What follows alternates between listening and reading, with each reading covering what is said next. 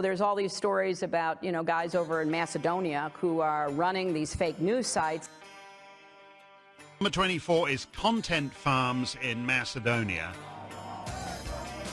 Бидејќи ако се направи грешка, таа ќе биде кобна. Нема враќање назад. So Europe need to remain more sexy lady in the world. Ајде, мајката! Господа ја чува Македонија и низините граѓани.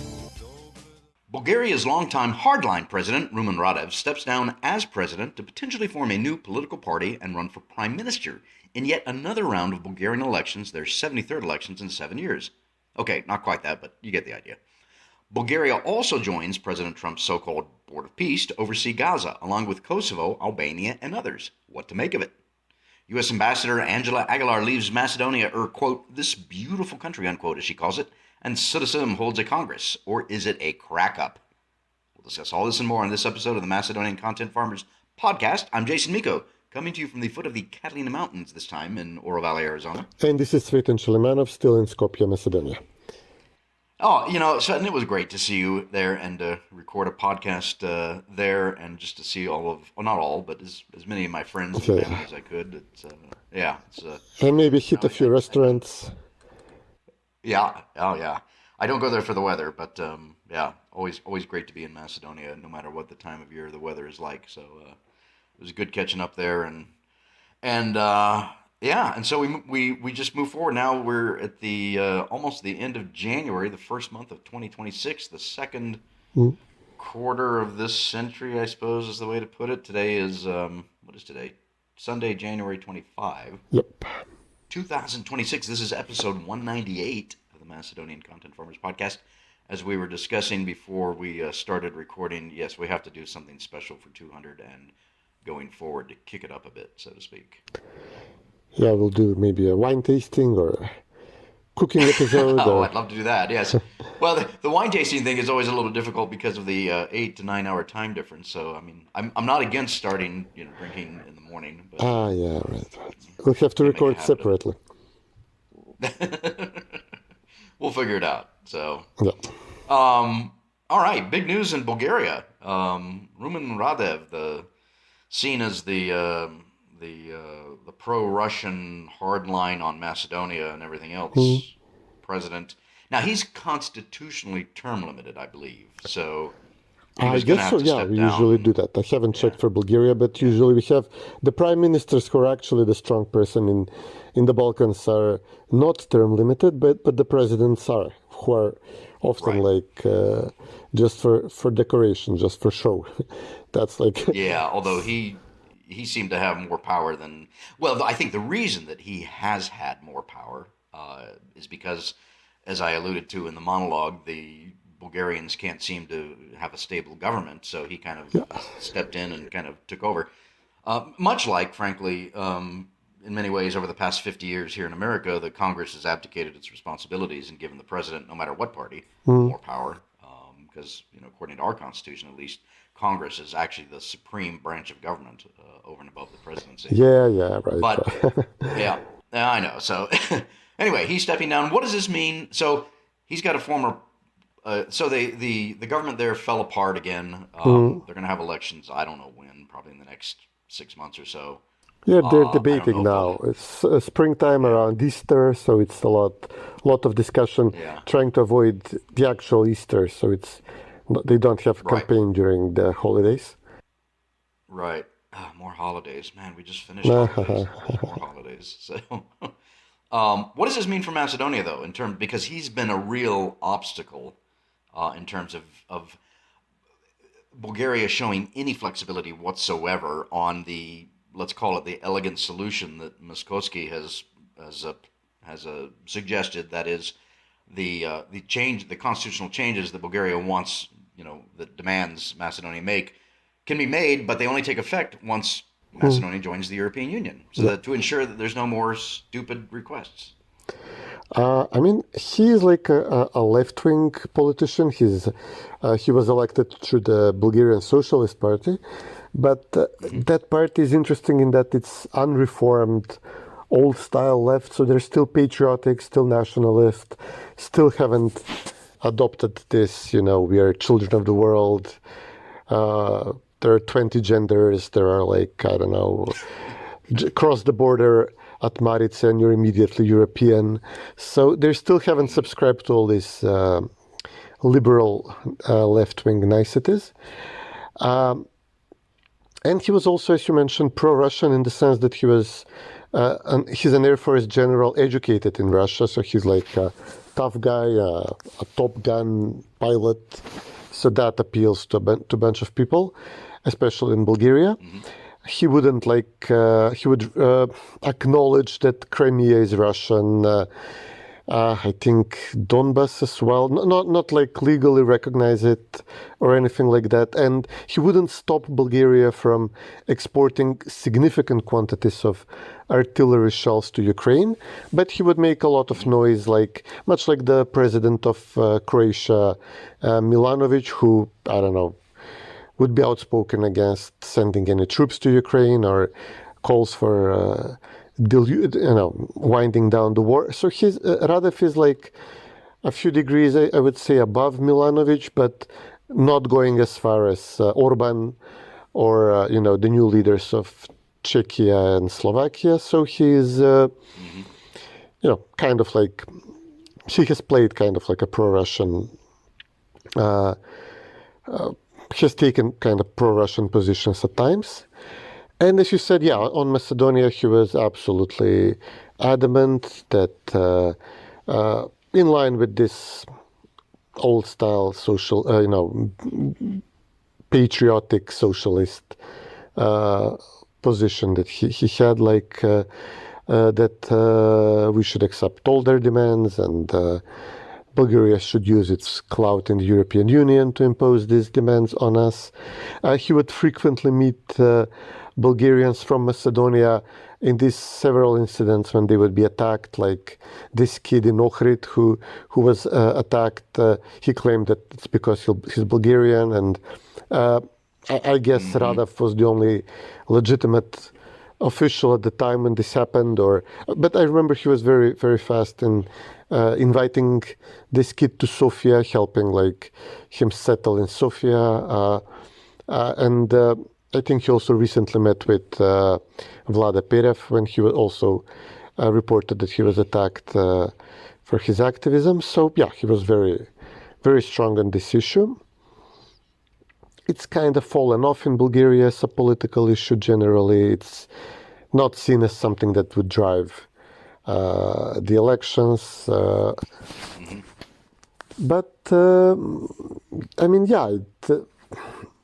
sometimes we were hoping that it would be like a party which is strong in Macedonia would be able to make a concession, would have some credibility to burn on the issue, unlike the more liberal parties there who have less credibility. So if his gambit works as expected, that people get tired of the chaos and then elect him in a landslide, this is what he's hoping for, that he would be able to appeal to voters from GERB, the conservative populist People's Party in Bulgaria, which is, similar to the, US Republicans, and also to his old party voters, and also he already has an endorsement from one of the Turkish parties, and maybe even make some sort of a deal because he created an urban liberal left. It was his fault,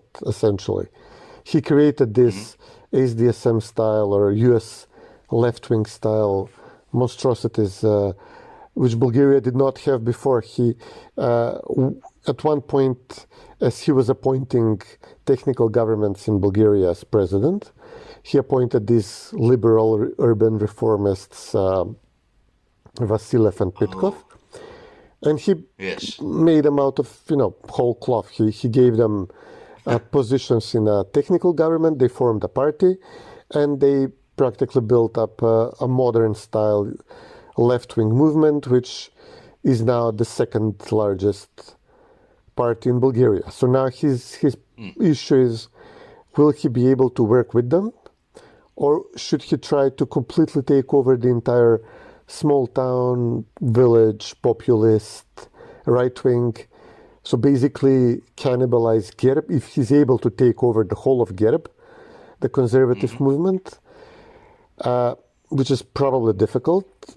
Or should he try like to make some kind of a coalition between the urban left, which is now much stronger than...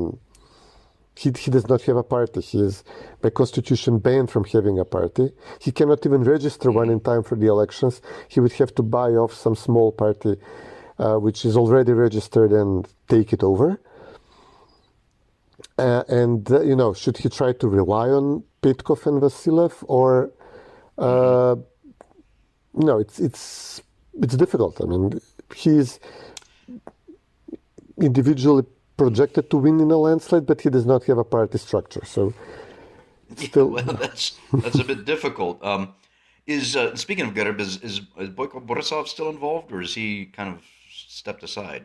I think he's still party leader, but he appointed some other person, Zhelyazkov, to be party leader, prime minister, in this latest government, when they practically formed a government with Radev's old party, the Bulgarian Socialist Party, and that Singer's populist party, and informal support from half of the Turkish party. Right. Yeah. Right.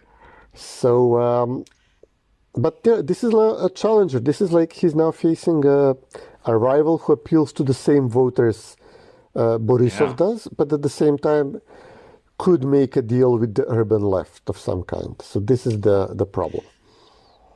This is going to be interesting to follow, because he could have made a major mistake in doing this. I don't know. I don't follow Bulgarian politics as closely as you do or others do, but this will be interesting to follow. So, and again, why can't he? Sorry, why can't he actually form? You said he doesn't have enough time. I guess it takes a while to register a party. You have to collect a number of votes. He could be able to do that, but he was constitutionally banned from being a member of a party, and he hasn't set up a party before. It's easily avoided. I think the king, when he returned from Spain, did the same thing. He took over a couple of smaller parties and then called them the movement under his name. The People's Movement. Where is he these days? I think he's old now and not super active in politics. Yeah. Huh. But actually, go ahead. Yeah, but hardline politician on Macedonia with a strong mandate.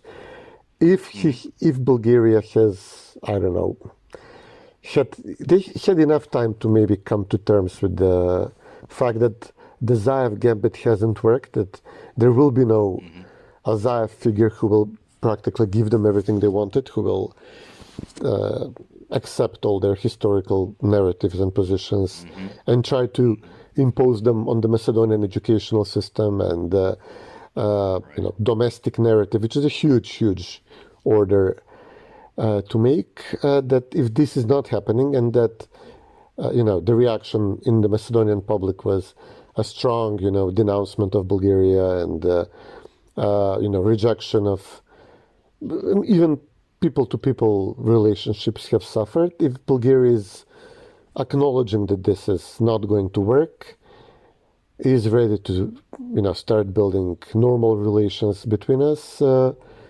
strong populist hardliner politician allied with the urban left, which made some moves with Zaev. Petkov and Vasilev were coming here under their term. Zaev signed the contract, signed the French treaty. But just like with the left in Greece, even then, the agreement Zaev made, even when he was negotiating with a completely left-wing, post-national, post-religious party in Greece, he again made all the concessions. He out-liberaled the hardest liberals in Greece and in Bulgaria. So again, the agreement is very skewed in Bulgaria's favor, and now we need Bulgaria to accept that, okay, we will we will get the agreement, but on time delay, and this also means that this process of distancing the two countries, the two peoples, is going to stop, possibly be reversed, hopefully. Yeah, I mean, politics, what do they say? Politics is the art of compromise. Compromise actually is not a dirty word.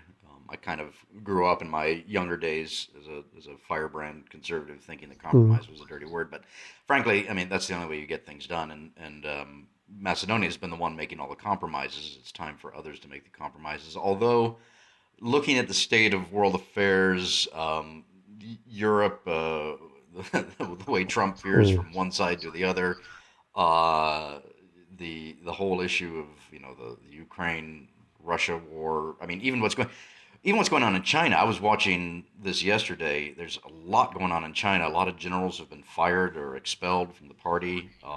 Things are happening there, so it's something to watch. But here we are at the end of the first month of this second quarter of the century, and it almost feels like what's going on is that people are just rearranging the deck chairs on the Titanic. Yeah. In a way. Anyway, I wanted to start with Bulgaria because I didn't even know that he had stepped down until I saw a tweet from some Bulgarian who said, we don't have a president. We have elections. They can't join the Board of Peace, Trump's Board of Peace for Gaza, because they don't have any legitimacy.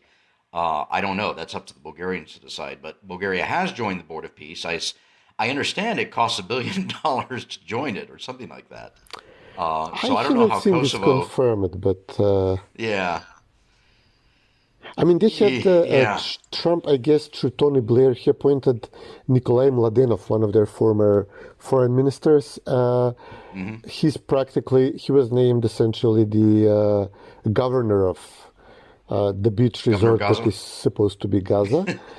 And I Maragazo? Maragazo. Yeah, right. And I guess it would have been stupid, to have the head of this project from Bulgaria, a Bulgarian, and then Bulgaria not signing on to this. Yeah. Okay. Well, that makes sense. I mean, it's a rogues gallery of countries that have joined. I don't have it in front of me, but it's most of the what you would consider normal countries are not a part of it. Kosovo, Albania joining it, that's kind of weird. Macedonia, Turkey, I don't think Hungary. We didn't discuss this much, whether we were invited or not. Vietnam. It was not fully revealed. Yeah. But it looks like it's personal relationships around Trump. Yeah. I mean, although to be perfectly honest, I think this is the first and last we'll hear about it. Really, I don't think it's really going to go anywhere. It's certainly not going to occupy the headlines with so much going on in the world. We'll see. This is kind of Anyway, I thought that was interesting. So Macedonia no longer has a U.S. ambassador. So Angela Aguilar has left. So I guess the DCM, the Deputy Chief of Mission, is in charge. I don't even know who that is, to be honest. Yeah, I mean, I think this is great. As we talked about in our last podcast when I was there, I said, it used to be a time when every Macedonian knew the name of the American ambassador, and now nobody knows. There is no American ambassador. No one knows the DCM. I think this is great. This is what I want. We're becoming a normal country.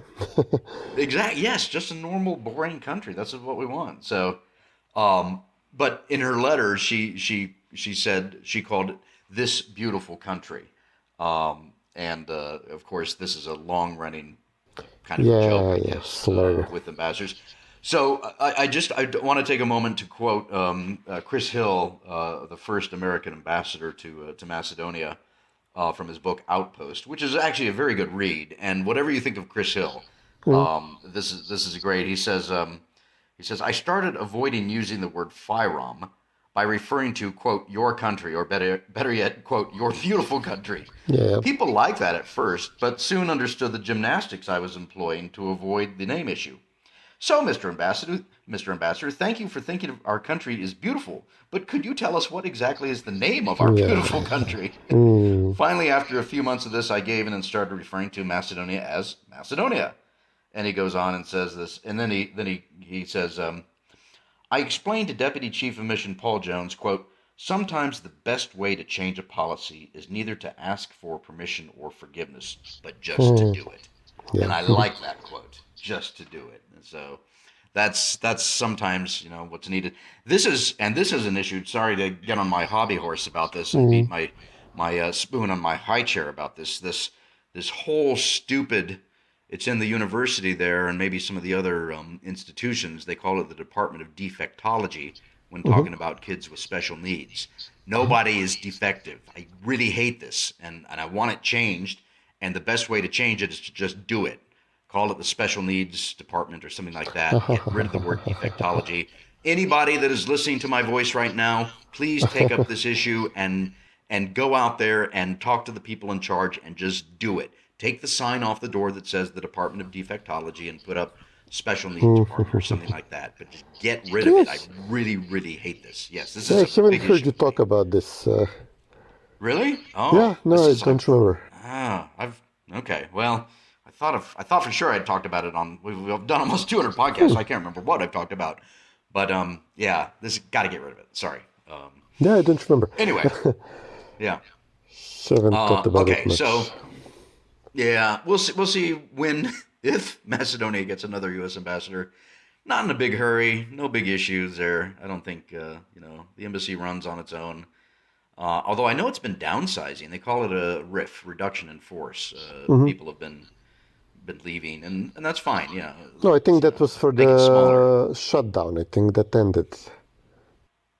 Yeah, but I think this, the State Department, I think, is slimming down under a viceroy, governor. That's true, yeah. We haven't seen much from them, much activity, except that we were put on this blacklist for visas, but only for a small, limited number of visas, but still, it's hurting. So the left, okay, we can't relax and, rest easy now that Trump is in charge and the State Department is apparently missing in action. The old diplomats, the old deep state diplomats are very much active in all over Europe in the key countries, in France and Germany. They're running largely the shots in domestic politics in these countries. And here in Macedonia, under Aguilar, under Trump, we had remarkable, restraint and withdrawal from the U.S. Embassy while VMRO practically, formed a government without DUI, in fact, not just restrained, but actually firing the first shot by putting Artan Grubi on the blacklist. Generally, it's assumed, like, Mickovsky had a major victory recently in which he had a meeting with the opposition parties, except SDSM. He met with Levica and DUI. The fact that they came to the meeting and then afterwards Levica voted for one change in parliament about this traffic camera system.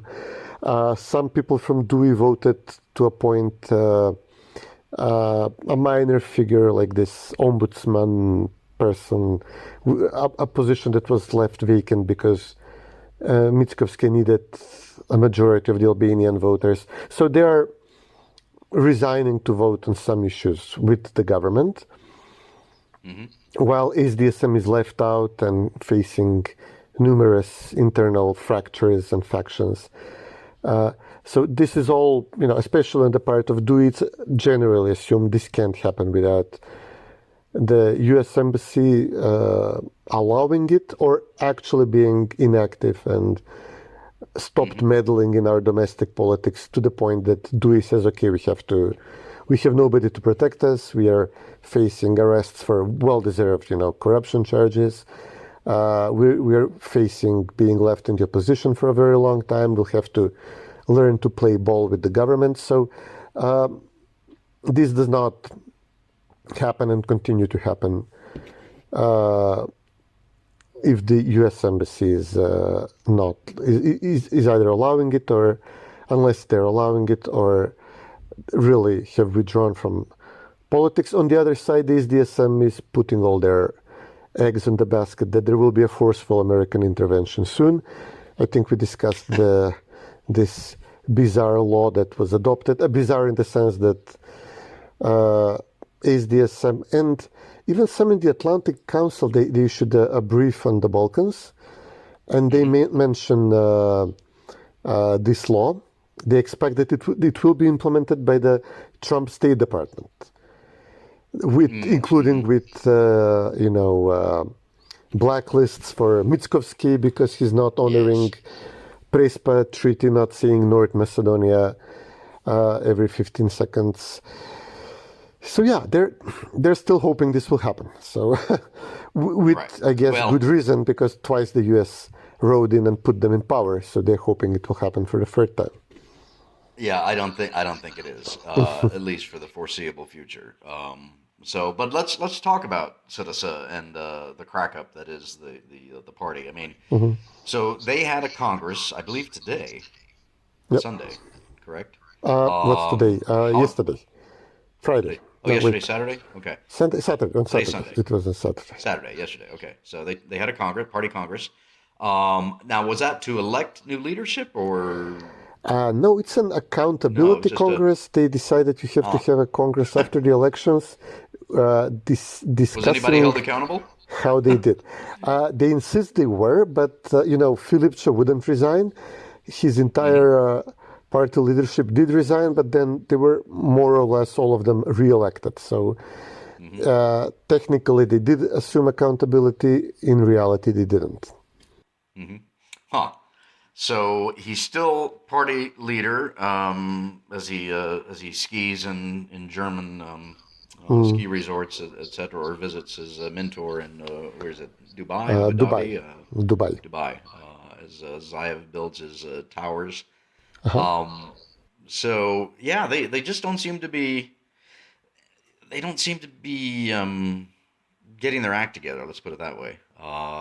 And to be honest, let's be honest. You need, I believe, as an aficionado of small d democracy, you do need at least two parties that are strong. One party, Lord Acton, power corrupts, absolutely. So you have one party and no checks on it from anywhere else. That's human nature. That's the way we are as humans. That you tend to become arrogant and fat and happy and either lazy, or you tend towards corruption, etc. I mean, Macedonia needs a strong opposition party, I think. And right now they're just flailing about and making wild accusations. And I don't know if they're even self-aware of that. I think some of the party members are, but I don't know if Filipče is. I mean, I'm guessing they had some kind of PR instructors and experts come over, and so the lazy, assumption on our part, on the part of the right, is that these are Serbian PR advisors, because all the narratives are like as if they're written for Serbia, for an opposition party in Serbia. Right. More interesting to me than the Serbian thing is that they're doing this right-wing tilt that they are going to prevent disease-ridden, rapey migrants from coming to Macedonia. This is literally a big part of their campaign. So I'm guessing they were studying the examples of maybe not so much Donald Tusk in Poland, even though he's nominally a right-wing party, and they would embrace some LGBT and open border issues, but not, much less than obviously the right-wing party, which they replaced with tremendous help from the US and the EU. I'm guessing they were studying the example of Magyar in Hungary, which it's all hopes of the liberal global order are in that Orban will lose the elections in the spring, and that a right-wing person who was in his party, who, does not show up to the gay pride parade in Budapest, even as Orban is baiting him to come by banning it, or avoids the issue of migrants coming to Hungary after he is elected, and even as Hungary faces literally sanctions from the EU for not accepting their prescribed quota of migrants. So they came up with kind of like a light version of Orban, hoping that he will replace Orban. He will be right-wing enough to dupe the Hungarian voters. And then after he's elected, it will be all deep state liberal Davos stuff enforced from top down. Maybe, I'm guessing that they're trying, maybe Macedonia has sometimes been like a test case for these types of,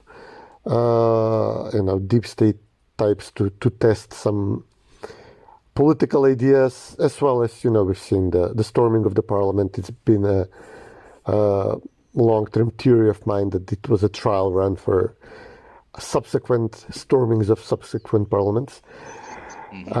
So, let's see what sticks. Okay, you have nothing to lose. You're going to lose next several cycles of elections anyway. Let's try rebrand you as a populist, nationalist, anti-corruption fighter. That's already been tried, of course. The Serbian thing is weird, but maybe hoping to ride a wave that, Orban loses the elections, Vucic falls due to pressure from, from protests. Trump does not help, maybe even says something stupid or puts us on a visa list or puts us on a tariff list, which harms the government, and then somehow provoke early elections. So, there might be either testing what sticks for other opposition movements who have elections sooner and more realistic chances of winning them, or hoping that a miracle happens and they might actually win with this formula of a populist, aggressive party. They're attacking the press now very loudly. Even their supportive Association of Journalists, Zenema, even they have been forced to condemn the SDSM for the, crazy, ugly language they're using against journalists. So yeah, they're trying something, bless them. Yeah, interesting. Well, we'll have to kind of watch that. I see there was an article in the Brussels Morning newspaper about SDSM. Yep. I love the title: "A pro-European party in declaratively only." It should be declaration only. SDSM's Bolshevik approach to media control. Yeah. No, literally. It was a Republic article that was carried by this Brussels-based outlet. Okay. It's they're literally like holding press conferences, discussing the editorial policies of news outlets.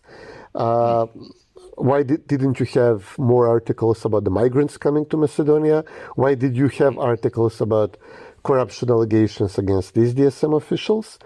And okay, it's no big deal, but doing things like this would have been like mortal sin under Gruevski, under Vomero.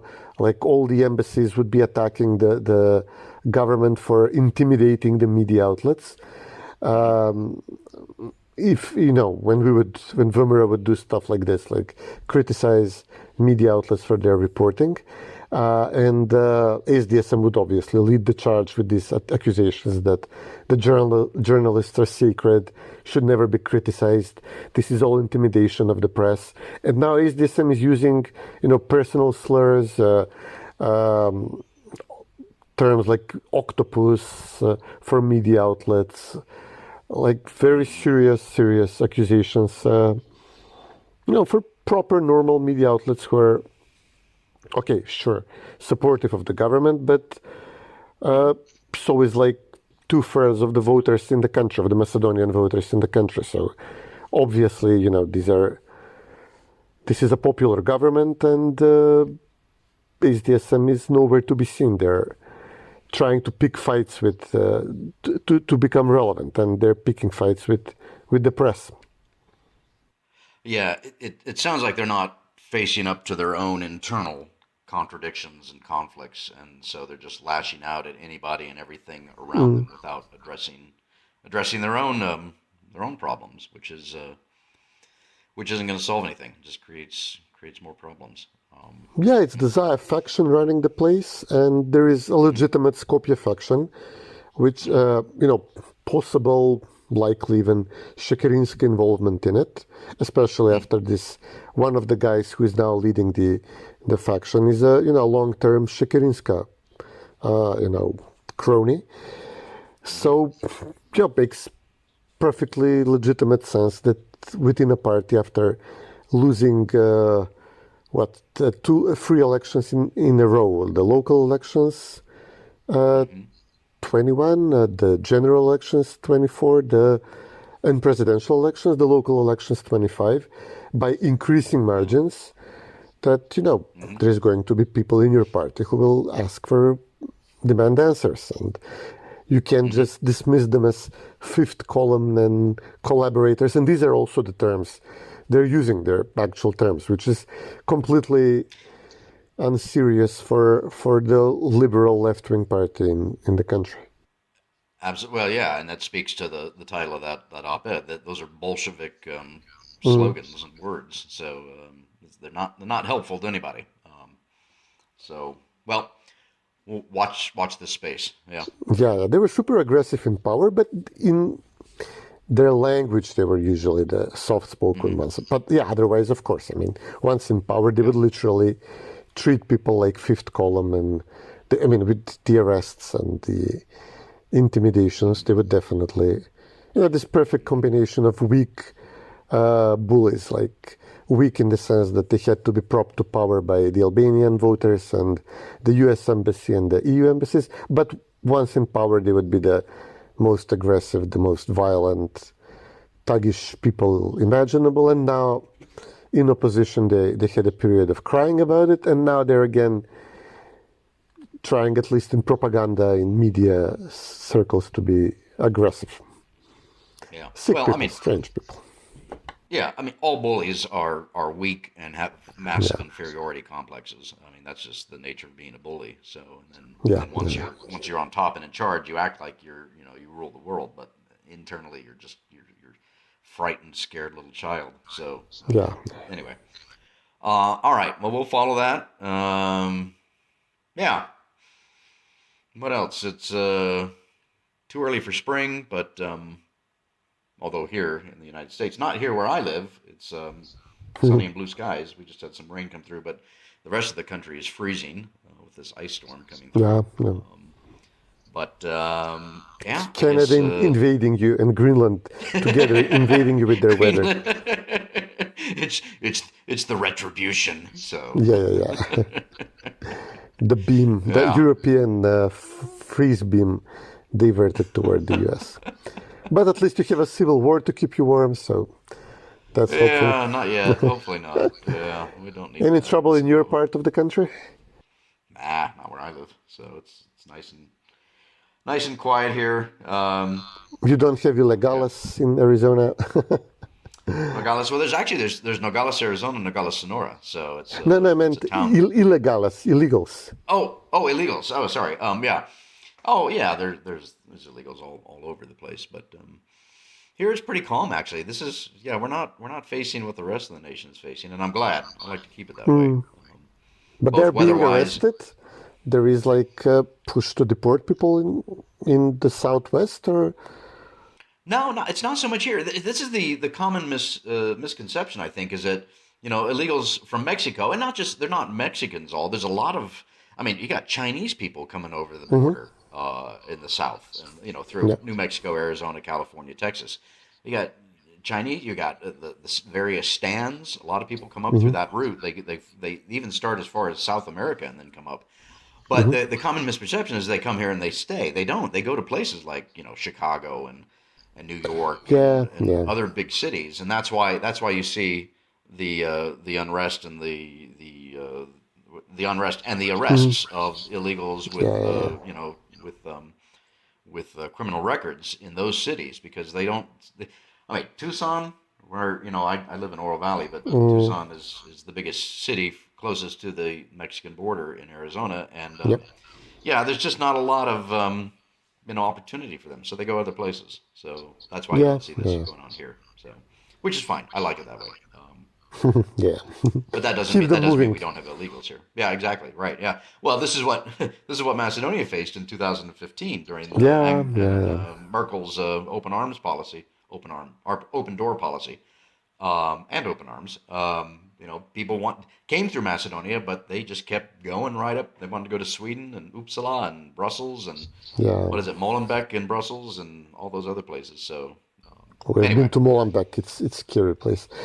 We didn't even get like a proper Arabian restaurant from all these millions of migrants who crossed here. We didn't keep enough even for one decent shawarma place. Oh dear. Oh. All right. Well, let's wrap it up there. I gotta get some. It's still morning here. I gotta have breakfast and go to church. It is Sunday, so we'll do that, and we'll reconvene in another couple of weeks and see what the news is, and go from there as we move towards episode number 200. Almost. We're 198 today. So. Yeah. Only World War III can stop us now. Yeah. So.